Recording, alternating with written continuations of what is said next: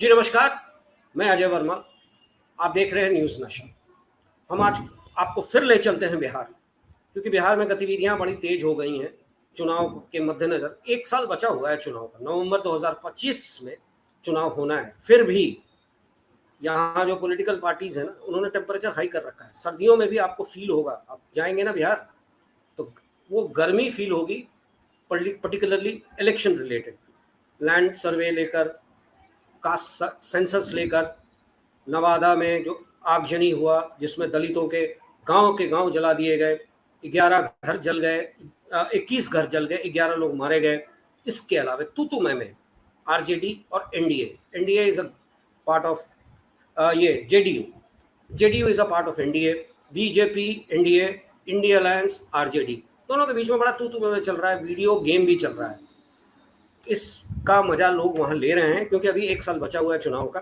इस बीच में एक इमरजेंस हुआ है थर्ड फोर्स का, जिस पे आज हम आपके साथ डिस्कस करेंगे। एक थर्ड फोर्स एक ऐसे शख्स ने खड़ा किया है जो 2 अक्टूबर को वो अनाउंस करेंगे अपनी पार्टी का। नाम है प्रशांत किशोर पांडे। प्रशांत किशोर के नाम से जाने जाते हैं, पीके के नाम से ही इज फेमस। ये यूनाइटेड नेशंस के फूड एनर्जी और प्रोजेक्ट्स में काफ़ी दिनों तक, करीब 8-9 सालों तक लगे हुए थे। बाद में वो नीतीश जी से उनकी थोड़ी दोस्ताना रिश्ते बने, फिर वो बिहार आ गए, बिहार के ही हैं, बिहार आ गए, फिर वो मोदी जी के करीब हो गए। 2014 में कहा जाता है कि मोदी जी के चुनाव को लेकर, पर्टिकुलरली उनकी जीत के पीछे इनके स्ट्रैटेजी का बहुत बड़ा हाथ था। नीतीश जी के जीत के पीछे इनके स्ट्रैटेजी का बहुत बड़ा हाथ था। कहाँ तक? अब ये अपनी पार्टी लेके आ रहे हैं। इनकी पार्टी का नाम है जन स्वराज। ये 2 अक्टूबर को फॉर्मली लॉन्च होने वाला है थर्ड फोर्स के तौर पर। इनकी कोशिश है, जैसे दिल्ली में हुआ, बीजेपी और कांग्रेस की के तकरार के बीच आप उभरा, आप इमर्ज किया, और 2 बार से उनकी सरकार है, तीसरी बार जैसा लगता है। अब देखते हैं कि वहां बिहार में पर्टिकुलरली जहां की जातीय समीकरण और करप्शन एक मेजर इशू है, इनफिल्ट्रेशन नेपाल के थ्रू, बाढ़, पानी, वर्षा, infrastructure failure, no industry as such जिसको कहा जाता है, डेवलपमेंट के नाम पे 0/0। अब ये पीके साहब क्या करेंगे? क्योंकि मुझे पीके जहां नाम आता है ना, तो वो फिल्म का याद आ जाता है, पीके आमिर खान वाली। खैर, उस पर ना जाएं। अब हम संदीप जी के पास जाना चाहेंगे। संदीप जी से पूछते हैं कि क्या है वाकई में बिहार में, क्या ये, जी नमस्कार, ये थर्ड फोर्स के तौर पे अपने को खड़ा करना चाह रहे हैं, क्या ये थर्ड फोर्स बन पाएंगे? क्योंकि इनकी स्ट्रैटेजी से ही तो एनडीए आज की तारीख में बिहार या जहां भी कहें केंद्र में कहा जाता है। I am not very sure about it, but कहा जाता है, आम चर्चा है। तो क्या लगता है, ये जन स्वराज 2 अक्टूबर को आने वाला है, इसका इम्पैक्ट क्या पड़ेगा? सुनने में आया है कि कोई एसपी, आईजी लेवल के आदमी, IPS has resigned and he is likely. ये ब्यूरोक्रेट्स भी जो है ना, बड़े अजीब हैं। पुलिस वाले हों या आईएएस हो, सिस्टम के साथ 10-9 साल रह लिए, पेंशन बन गया, उसके बाद राजनीति में कूद जाते हैं, क्योंकि जितने दिनों तक इन्होंने जिसका जनाधार संभाला है उनके साथ हो लेते हैं। सुनने में आया है, कहां तक ये सच है, कहां तक नहीं है? आपको क्या लगता है, ये जन स्वराज कहां तक as a third force succeed करेगा? उसके बाद बहुत सारे इश्यूज हैं जिसके बारे में आपसे मैं जानना चाहूँ। पहले में जन स्वराज, ये जो थर्ड फोर्स की बात चल रही है, क्या वाकई में it will impact the Bihar elections? Sandeep ji, आप बताएं। ये सर, जहां तक अब तक इलेक्शन की बात है, बिहार के इलेक्शन को, तो आप लोकसभा के इलेक्शन देख ले या फिर विधानसभा के इलेक्शन, एक चीज हिस्ट्री रहा है कि बिहार के लोग जो है ना, कंफ्यूज नहीं होते वोट देने में। वो ऐसे पॉलिटिकल पार्टी को देते हैं जहां पे जिसकी सरकार बनती है, या तो वो केंद्र में बनती है या फिर वो स्टेट में बनती है। अगर आप 2005 का एक इलेक्शन को अगर एक्सेप्शन मान लें, तो फर्स्ट टाइम उसके बाद एक ऐसा सिचुएशन बना है जो 2020 का इलेक्शन है, जहां पे पब्लिक जो है ना, वोटर जो है ना, वो कंफ्यूज नजर आई है। जब एक अपोजिशन की पार्टी को 110 सीटें मिलती हैं और एक रेजर थिन मेजोरिटी से सरकार बनती है यहाँ पे, यानी कि मामला बिल्कुल 50-50 का ही ऑलमोस्ट बन चुका था। तो फर्स्ट टाइम वोटर कंफ्यूज नजर आया। इस बीच में एक नई पॉलिटिकल पार्टी का आ रहा है तो ये एक संकेत, ये कंफ्यूजन जो है ना वोटर के दिमाग का, ये जो कंफ्यूजन जो है ना, वो मुझे एक नए तूफान का दिखाई दे रहा है, एक खामोशी दिखाई दे रही है जो कि एक तूफान के आने के पहले की का एक संकेत हो सकता है। ठीक है, एक चीज जहां तक जनसुराज की बात है, तो जनसुराज ग्रासरूट लेवल पे ये लोग अपना काम करना शुरू कर चुके हैं चंपारण में और वेस्ट चंपारण, और इस चंपारण में इनके डिस्ट्रिक्ट लेवल पे इनका जो है ना वो प्रेसिडेंट और जो है ना वो उनके जो ना मेंबर्स जो होते हैं ना, ऑर्गेनाइजेशन लेवल जो मेंबर होते हैं, वो बनना चालू हो चुका है।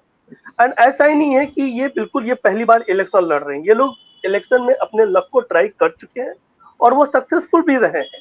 लाइक सारण टीचर्स कॉन्स्टिट्यूएंसी था, तो अभी तक तो ये पॉलिटिकल पार्टी बनी नहीं है, लेकिन सारण टीचर्स कॉन्स्टिट्यूएंसी से एक कैंडिडेट जो कि इंडिपेंडेंट कहने के लिए लड़ रहे थे, और उनका पूरा का पूरा बैकिंग जो था ना वो था जनसुराज से समर्थित थे वो, और वो उनका नाम है आफाक अहमद। और वो जो है ना अच्छे खासे जो ना वहाँ के स्ट्रॉन्ग जो हेवी वेट्स थे ना, उनको ये हरा के और वहाँ का वो क्या बने ग्रेजुएट टीचर्स कॉन्स्टिट्यूएंसी से वो जीत भी चुके हैं लगभग 1.5 साल से 2 साल पहले। तो ये एक चीज की ये लोग अपना स्कोर खोल चुके हैं, ये परफॉर्मेंस देना शुरू कर चुके हैं। और इनका जो है ना स्ट्रेटजी ज्यादा तो जो मुझे जो दिखाई दे रहा है, ये किसी धर्म के नाम पे नहीं, जात के नाम पे नहीं, ये पहला तो इनको दिखाई दे रहा है कि ये लोग प्रोफेशन को टच कर रहे हैं, जनसुराज प्रोफेशन को टच कर रहा है। लाइक टीचर्स के कॉज के लिए ये फाइट कर रहे हैं कि टीचर्स के लिए देखते कि इनका एक टीचर का जो कॉन्स्टिट्यूएंसी से जो ग्रेजुएट टीचर्स कॉन्स्टिट्यूएंसी से जो अफाक अहमद जी जो हैं जो जीते हैं, वो अब टीचर के कॉज के लिए ना फाइट कर रहे हैं। तो ये प्रोफेशन को टारगेट कर रहे हैं, और प्रोफेशन किसी एक धर्म का या एक जात का होता नहीं। तो इससे जो है ना एक बहुत बड़ा साइजेबल, जैसे कि एक टीचर है, जनरली अगर मान ले कि 1 लाख वोटर है, तो वो 1 लाख वोटर नहीं बल्कि वो लगभग 5 लाख 7 लाख वोटर को वो इन्फ्लुएंस कर रहा है। तो ये लोग जो कोशिश कर रहे हैं वो वोटर को लुभाने का प्रोफेशन के वाइज से एक स्ट्रेटजी हो गया। सेकेंड, ये ग्रास रूट लेवल पे जो है ना ये मैचेस को ऑर्गेनाइज कर रहे हैं ताकि वो यूथ को क्या हो सके कि यूथ को गैल्वनाइज कर सके, एक जगह एक प्लेटफॉर्म पे ला सके, उनके बीच में अपना जो है ना एक पॉलिटिकल स्पेस बनाने का जो कोशिश हो रहा है, वो एक कोशिश हो रही है जो कि एक बहुत सार्थक दिख रहा है कि वहां पे हो रहा है। थर्ड कि ये खुद पिछले 2 साल से 2022 से अक्टूबर 2 से ये खुद मार्च पे हैं। ठीक है, तो अब तक ये कई डिस्ट्रिक्ट घूम चुके हैं, और घूमने के साथ साथ वहाँ गांव में रह के लोगों के साथ इनका इंटरेक्शन होता है। इनका कुछ जैसे कि चंपारण में कुछ जगह पे मुझे भी कवर करने का मिला इनके साथ में, तो मैंने देखा कि वहाँ पे जो है ना ये कैंप लगा के रात में वहाँ पे रुकते हैं, लोगों से मिलते हैं, वहाँ की समस्याओं को समझते हैं, और फिर जो है ना वो एक स्ट्रेटजी बताते हैं। और वहां से ऐसा नहीं है, वहां से कुछ लोगों को ना जो कि एक पोटेंशियल कैंडिडेट के तौर पे जो इनको दिखाई देता है, उनको जो है ना ये हैंडपिक भी करते जा रहे हैं। पता कि इनके टीम में वो लोग भी शामिल हो रहे हैं, जैसे कि ये अफाक साहब जो थे वो रहने वाले बेतिया के हैं, बेतिया के रहने वाले हैं। अब जब यहाँ पे चंपारण में आए तो उनको जो है ना बुला के उनसे समस्या समझे, और फिर जो है ना उनको बताया क्या कि आप इलेक्शन लड़ो। ये डिसीजन प्रशांत किशोर जी का था, और ये बिल्कुल आफाक अहमद जी का कहना है कि ये डिसीजन प्रशांत किशोर जी का था कि आप सिर्फ तैयार होइए, इलेक्शन मुझे लड़ना है। और ऐसा ही हुआ, यानी कि एक सीट पे इलेक्शन लड़े, और उनका जो है ना स्ट्राइक रेट बिल्कुल 100% था। लेकिन यही चीज था जब लोकसभा में थे, तो लोकसभा में ये लोग बिल्कुल भी अपने स्ट्रैटेजी को ओपन नहीं किए।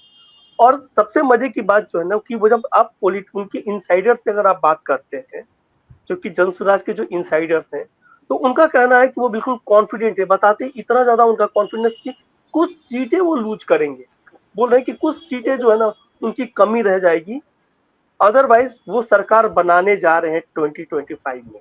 इस तरह का उनका कॉन्फिडेंस लेवल है। नहीं, मैं आपसे ये जानना चाहता था संजीव जी कि कॉन्फिडेंस लेवल अलग होता है, क्योंकि राजनीति में कॉन्फिडेंस लेवल तो हर पार्टी का होता है। मैं भी अगर कंटेस्ट करना चाहूँ तो मेरा भी कॉन्फिडेंस लेवल 100% होगा कि मैं तो सीट जीत रहा हूँ। पर सवाल उठता है कि जनता के बीच ये थर्ड फोर्स कहाँ तक अपने को बना पाएगा या सक्षम हो पाएगा, क्योंकि दिल्ली तो अलग मामला था।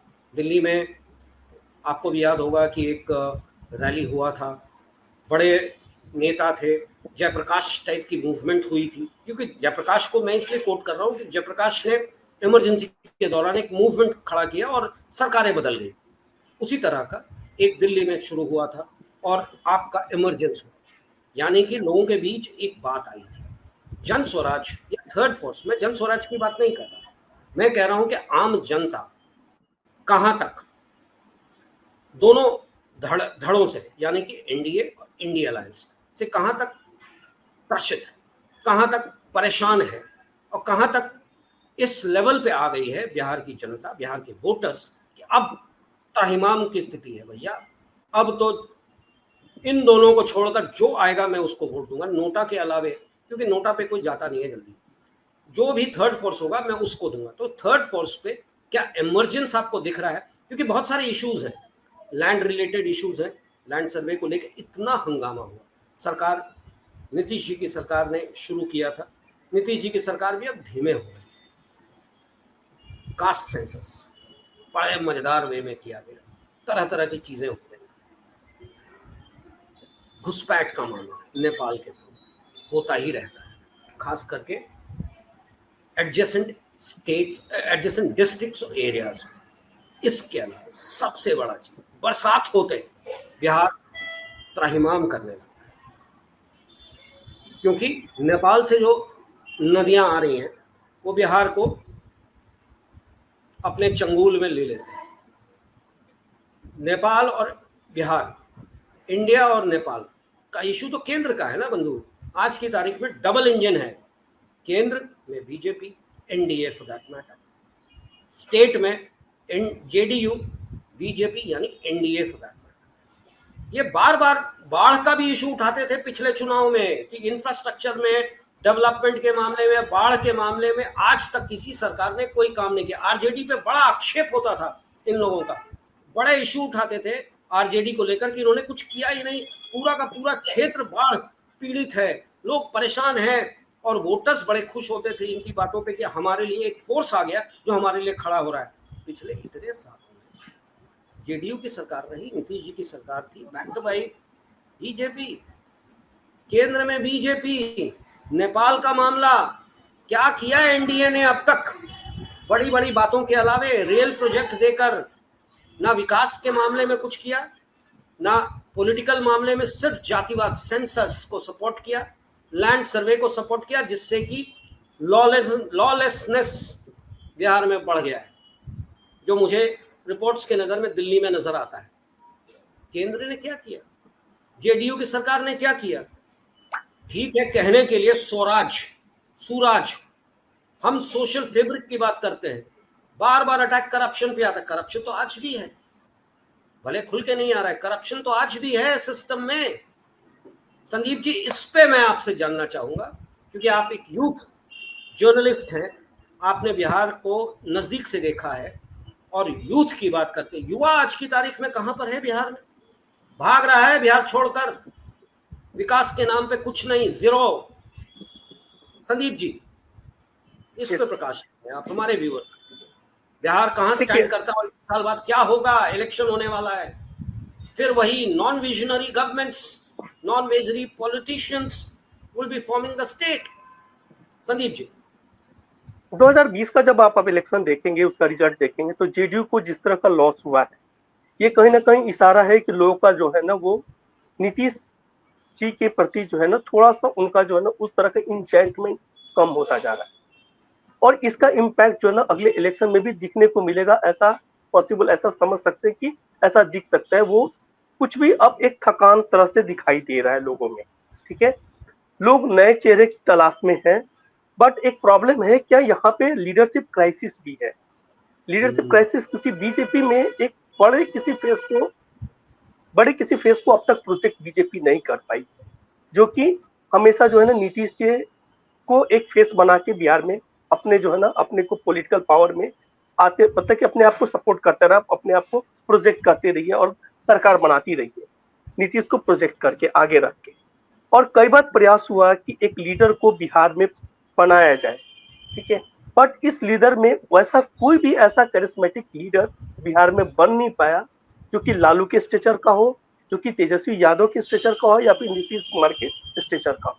तो एक तरह से तो अब जो है वो एक पॉलिटिकल पार्टी के तौर पे जब जन सुराज का अगर प्रशांत किशोर आ रहे हैं तो ऑब्वियसली एक बड़ा नाम है, बड़ा नाम है। लोग इनके काम को जानते हैं, इनको देखते हैं, समझते हैं। इनको लग रहा है, लोगों को ऐसा लग रहा है क्या कि ये एक चेंजेस लेकर आएंगे, क्योंकि क्योंकि ये जो चीज बता रहे हैं ना, ये बता रहे हैं कि हमारा जो है ना वो पब्लिक फंडिंग से हमारी सरकार बनेगी, पब्लिक फंड से हमारी पार्टी चलेगी कैसे, इसके लिए भी इनके पास में एक खांचा है। ये बता रहे हैं क्या कि कंट्रीब्यूशन, लोगों की कंट्रीब्यूशन से हम इलेक्शन को फाइट करेंगे, इलेक्शन को लड़ेंगे। तो इस तरह से, और फिर ये जो बात कर रहे हैं, तो जब भी ये जहां भी जा रहे हैं, लेकिन इनके आप स्ट्रेटजी को देखेंगे तो ये अगर किसी मुस्लिम बस्ती में जा रहे हैं तो वहां मुस्लिम बस्ती में जाने के बाद ये कहीं किसी मुस्लिम कॉलोनी में जाते हैं या फिर उस डोमिनेटेड किसी एरिया में जाते हैं तो वो मोदी को वहां पे टारगेट नहीं करते, क्योंकि वो उनका इनसाइडर्स ये कह रहे हैं क्या कि वो ताली बजवाना नहीं चाहते, वो नहीं चाहते कि ताली कोई बजाए उनके, वो फैक्चुअल चीज को। और सिमिलरली जब किसी बीजेपी के स्ट्रांग होल्ड में जाते हैं तो वहां जो है ना वो आरजेडी को या फिर बीजेपी की शिकायत करते हैं, बीजेपी की मतलब कि जो की भी टारगेट करना हो तो बीजेपी को टारगेट करते हैं, ताकि उस पार्टी को ग्रास रूट पे क्या किया जा सके, बताया जा सके कि आपको क्या किया गया है। ठीक है, फिर ये बात कर रहे हैं यूथ के लिए, बात कर रहे हैं इंडस्ट्रीज के लिए, इंडस्ट्रियलाइजेशन के लिए बात कर रहे हैं, और लोगों को थोड़ा थोड़ा विश्वास होने लगा कि इनके पास एक विजन है। ये एक चीज विश्वास होने लगा है लोगों को कि इनके पास विजन है। हाँ, अब ये ऑर्गेनाइजेशन कितना स्ट्रांग बनता है, ये किस तरह का ये स्ट्रक्चर ये तैयार हो रहा है और किस तरह से जाके ये परफॉर्म करेंगे, क्योंकि इनके पास तो बहुत ज्यादा समय है नहीं। 2000 से अक्टूबर में, अगर 2002 अक्टूबर को अगर ये इनकी पार्टी बनती है जैसा कि उन्होंने अनाउंस किया है, तो उसके बाद जब अगर इनके पास 1 साल से ज्यादा का समय है नहीं और बहुत सारा जो है ना होमवर्क करना हो, तो इस बीच में अपने लिए उतना स्पेस, एक पॉलिटिकल स्पेस बनाना ये इतना आसान भी नहीं होगा। लेकिन इनकी तैयारी जो है ना वो पिछले 2 साल से चलती आ रही है, ये चीज को भी हम लोग को इग्नोर नहीं करना चाहिए।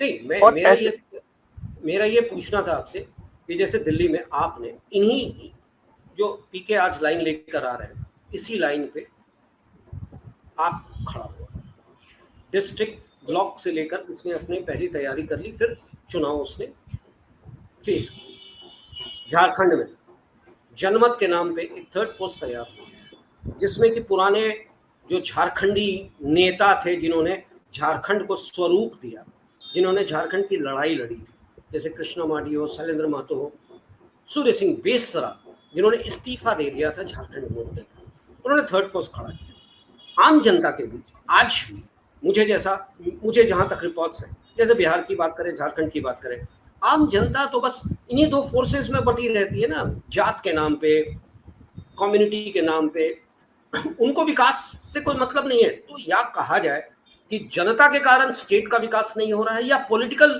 पार्टीज के कारण स्टेट का विकास नहीं हो रहा है। जनता तो वोटर्स है, अंतिम समय में वोट किसको देगी ये भी पता नहीं है। हम सर्वे करते हैं और रिजल्ट आता है कुछ और। जैसे PK is a strategist, is a tactician, वो बड़े टैक्टिक्स से काम करते हैं।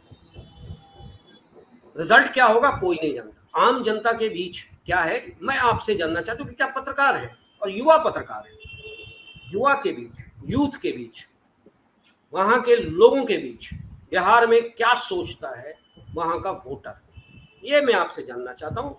Whether they would go for a third force, या फिर उन्हीं दोनों के पार्ट में अटका रहेगा। विकास के नाम पे तो आज की तारीख में भी बिहार वही है जहां मुझे लगता है 40 साल पहले था। देखिए, जहां तक दो फ्रंट को छोड़ के, यानी कि एनडीए और जो है ना इंडिया गठबंधन को छोड़ने के बाद का तीसरा फ्रंट की बात है, तो ये सब कुछ डिपेंड करता है कि इनका जो है ना वो पॉलिटिकल स्ट्रेटजी कैसा बनता है, ग्रास रूट पे कैसा काम बनता है। और जहां तक इनका ग्रास रूट का बात है, तो इनके ग्रास रूट पे काम होना शुरू हो चुका है थर्ड फ्रंट का। ठीक है, और ये थर्ड फ्रंट पे क्या है ना कि इनका डिस्ट्रिक्ट लेवल पे जो है ना वो इनके मेंबर्स तैयार होना शुरू हो चुके हैं, ऑर्गेनाइजेशन डेवलप होना शुरू हो चुका है, लोगों का काम शुरू हो चुका है। इस तरह से अब लोग जुड़ने लगे इस पार्टी से, मतलब कि इस अभियान से जुड़ने लगे हैं। अभी इसको पार्टी का तो नाम नहीं दिया जा सकता, बस इससे जुड़ने लगे हैं। हाँ, ये ज्यादातर यूथ में जाके ये किसी धर्म की बात नहीं करते हैं, जात की बात नहीं करते हैं। यहाँ पे जो है ना ये मतलब डेवलपमेंट की बात करते हैं कि हम इतने पीछे बैकवर्ड में क्यों है, बिहार इतना बैकवर्ड स्टेट में क्यों है, क्यों इसको काउंट किया जा रहा है, इसके बारे में बात करते हैं, डिस्कस करते हैं। और लोगों का ना इनसे जो है ना एक जुड़ाव हो रहा है लोगों का। बट ये कितना कुछ ये वोट में ट्रांसलेट होगा, क्योंकि अल्टीमेटली बिहार में इलेक्शन जो है ना वो जाति नाम पे, जाति और धर्म के नाम पे इलेक्शन होता है। इट्स अ फैक्ट, इस फैक्ट को ना झुटलाया नहीं जा सकता। तो आगे कैसा होगा ये चीज थोड़ा समय ही बता पाएगा कि ये इस तरह का किस तरह का सिचुएशन उभर के आता है और क्या पॉलिटिकल सीन बनता है। लेकिन मुझे ऐसा लग रहा है कि कुछ ना कुछ ये पॉलिटिकल स्पेस जो है ना अपने लिए अगले इलेक्शन में ये बना सके कि ये जनसुराज जो है ना बना पाए। संदीप जी, एक चीज और बताएं, आपकी मुलाकात पीके से भी हुई होगी और लोगों से बात किया होगा आपने, क्या वो भी आम पार्टी की तरह, जो आज एग्जिस्टिंग मेजर पॉलिटिकल पार्टीज है, गवैया, बजैया, फिल्म के लोग, आईपीएस जो रिज़ाइन करके आते हैं, आईएएस जो रिज़ाइन करके आते हैं, अपने क्षेत्र में, अपने डिस्ट्रिक्ट्स में ये ब्यूरोक्रेट्स बड़ा खेल करते हैं, और जब समय आता है राजनीति में, राजनीतिक व्यक्तियों को कहीं ना कहीं से इन्फ्लुएंस करके इलेक्शन लड़ जाते हैं। क्या पीके भी ऐसे लोगों को, जो कवैया बजैया फिल्म से हैं, बॉलीवुड से हैं, बिहार के परिप्रेक्ष्य में बिहार के फिल्म से जुड़े हुए हैं, या वहाँ के ब्यूरोक्रेट्स हैं जो रिज़ाइन करके आ रहे हैं, या आईपीएस या पुलिस के हैं रिज़ाइन करके आ रहे हैं, ऐसे लोगों को तरजीह देंगे, या आम जनता को जो उनके लिए, उन्होंने, आपने कहा ना कि जनता, वो आपके तौर पे, जैसे आम आदमी पार्टी ने जनता को उठाया था, लेवल से उठाया था, क्या डिस्ट्रिक्ट लेवल, ब्लॉक लेवल के नेताओं को टिकट देंगे, या इन जैसे लोगों को टिकट देंगे जो अपने फ़ायदे के लिए 20 साल, 25 साल, 15 साल, 19 साल काम करने के बाद आराम कर लिया अपने पोजीशन को लेकर, अब राजनीति में एंटर कर रहे हैं, ऐसे लोगों को लेके आएंगे तो जनता क्या कहेगी? क्या पीके से ऐसी बात हुई है? आपके पीके की क्या सोच है इसमें? आप तो मिलते होंगे उनसे, या फिर देखिए वो थर्ड तो कॉमन, पॉलिटिकल पार्टीज के बारे में आम जनता की क्या सोच है इसमें? ऐसे लोगों को क्या वो तरजीह देगा? देखिए जहां तक जो कि person in the high place जो है ना, जैसे कि सेलिब्रिटीज जो हैं, वो ऑलरेडी इनके पार्टी में शामिल होना, लाइक एक भोजपुरी की जानी मानी एक्ट्रेस हैं अक्षरा सिंह, वो ज्वाइन कर चुकी हैं। एंड वो इस तरह का भी एक्सपेक्टेशंस लोग लगा रहे थे कि लोकसभा के पहले कि वो शायद वो बिहार से इलेक्शन भी लड़ेंगे। लेकिन कहीं ना कहीं अब लोग जो है ना वो फिल्म फिल्म पर्सनालिटी भी जो है ना वो इससे जुड़ने लगे इस पार्टी से। कुछ आईएएस आईपीएस ऑफिसर्स भी जुड़े हैं, लाइक आर के मिश्रा जी जो हैं वो इनके साथ में एक बहुत ही एक्टिवली जुड़े हुए हैं। कई डिस्ट्रिक्ट में वो चंपारण में भी आए थे जब इलेक्शन हो रहा था सारण ग्रेजुएट कॉन्स्टिट्यूएंसी का, तो उनको यहाँ का इंचार्ज भी बनाया गया था। तो वो ऑर्गेनाइजेशन लेवल पे भी वो लोग काम कर रहे हैं। और ऐसे लोग को इलेक्शन लड़ना, मुझे लग रहा है कि इनके पास वो सारे मीन्स हैं आज की डेट में जो कि बहुत अच्छी तरह से इलेक्शन को लड़ सकते हैं। तो वैसे पर्सनालिटी को बिल्कुल ये उतारेंगे, इंक्लूडिंग कुछ कॉमन लोग भी हो सकते हैं। लेकिन बड़े यानी पर्सनालिटी का मुझे ऐसा लग रहा है कि बड़े यानी कि पर्सनालिटी को बिल्कुल उतार, यानी कि कोई चेंज नहीं है थर्ड फोर्स में, ये वही कर रहे हैं जो पुराने ढर्रे पे चला आ रहा है। कोई नयापन नहीं है इस थर्ड फोर्स जो दिखता है, जो आप बता रहे थे, क्योंकि अक्षरा सिंह, आईपीएस, आईएएस, इन्हीं लोगों के दम पे अगर ये चुनाव लड़ रहे हैं, आम जनता जो ऐसे भी त्रहिमाम कर चुका था सरकारों के कार्य से, क्योंकि यही तो पार्ट के, ये तो कभी ना कभी सरकार के पार्ट हुआ करते थे यही लोग, और आज एक नई पार्टी के पार्ट हो गए, और इनको ही, तो ये तो बड़ा अजीब सा इक्वेशन नजर आ रहा है। तो यानी कि third force is same, there is no third force as such. देखिए टेक्निकली आप देखें तो एक जो इनका जो एक कैंडिडेट, इनके सपोर्ट से जो एक कैंडिडेट जो जीते हैं, जो अफाक अहमद जी जो जीते हैं, अगर उनके आप बैकग्राउंड को देखें तो शायद उनके पिताजी, वो भी कहते हैं, अफाक अहमद जी भी बोलते हैं कि उनके पिताजी एक किसान के, वो किसान के लड़के हैं, उनके पिताजी किसान थे। लेकिन आज के डेट में बेतिया में उनके जो है ना 3-3 स्कूल, वो अच्छा खासा जो है ना उनका स्कूल चलता है, और एक बहुत बड़ा वो नाम है बेतिया में। मतलब कि इलेक्शन लड़ने के पहले, एमएलसी बनने के पहले उनका बेतिया में एक बहुत बड़ा नाम था। तो वैसे लोग, एक इन्फ्लुएंशियल लोगों को ये लेके आते हैं। ये बहुत ही कोई कॉमन आदमी वो नहीं, हम नहीं मानता कि अपाक अहमद जी जो ना कोई कॉमन आदमी है। उसके पहले भी वो इलेक्शन लड़ चुके हैं। आप अगर इस चीज को अगर लेते हैं तो उसके पहले भी वो इलेक्शन लड़ चुके हैं, जो कि उस इलेक्शन में उनकी जीत नहीं हो पाई थी और वो इलेक्शन को फाइट किए थे। सेकेंड टाइम ये इलेक्शन लड़े, उनमें इनकी जीत हुई है। तो ये कॉमन दिखने में कॉमन जरूर दिख रहे हैं कि कॉमन ग्रासरूट से लेके आ रहे हैं, लेकिन इनके पीछे जो है ना वो बैकग्राउंड कहीं ना कहीं अब वो कॉमन नहीं रह जाते हैं। तो ऐसे लोग का तो एक मुझे एग्जांपल है दिखाई दे रहा है, जो जीते हैं वो एक इन्फ्लुएंशियल आदमी है, वो पहले भी इलेक्शन लड़ चुके हैं, ठीक है, और ऐसे लोग को ही टिकट दिया गया था। इस बार टिकट मतलब कि इनके सपोर्ट इनको प्राप्त हुआ था, तो वो कोई कॉमन आदमी नहीं थे। मैं नहीं बहुत अच्छा मानता कि लगा वो कॉमन। संदीप जी आपसे बात करके। पर अंत में चलते चलते मैं एक बात जो आपकी बातों से महसूस मुझे हुआ और नजर आया कि चुनाव में थर्ड फोर्स हो, सेकंड फोर्स हो, फर्स्ट फोर्स हो, जब तक आप इन्फ्लुएंशियल नहीं है मनी वाइज, या इन्फ्लुएंशियल नहीं है सिस्टम में आप पार्ट थे, तब तक चुनाव लड़ने की सोचे ना बिहार से। इस बार बिहार के चुनाव में 1 साल की तैयारी, थर्ड फोर्स हो, सेकंड फोर्स हो, फर्स्ट फोर्स हो, अगर आपके पास, आप कॉर्पोरेट घराने से हैं, सिस्टम से, मेन सिस्टम ब्यूरोक्रेसी में है, रिजाइन करके आ रहे हैं, या आपके पास धन हो चुनाव लड़ने के लिए, जो जरूरी है आज की तारीख में टिकट प्राप्त करने के, तब तक बिहार आपके लिए दूर है। आम जनता के लिए आप चुनिए, इनमें से जो आपके पास होंगे उनमें से बेहतर कौन है, यही कहा संदीप जी ने, और बड़े तरीके से संदीप जी ने कहा। हम फिर आएंगे आपके पास बिहार के राजनीति को लेकर। अभी 1 साल बचा हुआ है, बहुत सारी चीज़ें हम आपके साथ डिस्कस करेंगे, और संदीप जी होंगे, हमारे और भी साथी हमारे साथ जुड़ेंगे। तब तक के लिए आपको संदीप जी बहुत बहुत धन्यवाद, नमस्कार। और आप हमसे जुड़े रहने के लिए सब्सक्राइब करें YouTube पर, फॉलो करें Twitter पर और लाइक करें Facebook पर। और ज्यादा जानकारी के लिए आपको टाइप करना होगा सिर्फ न्यूज़ नशा।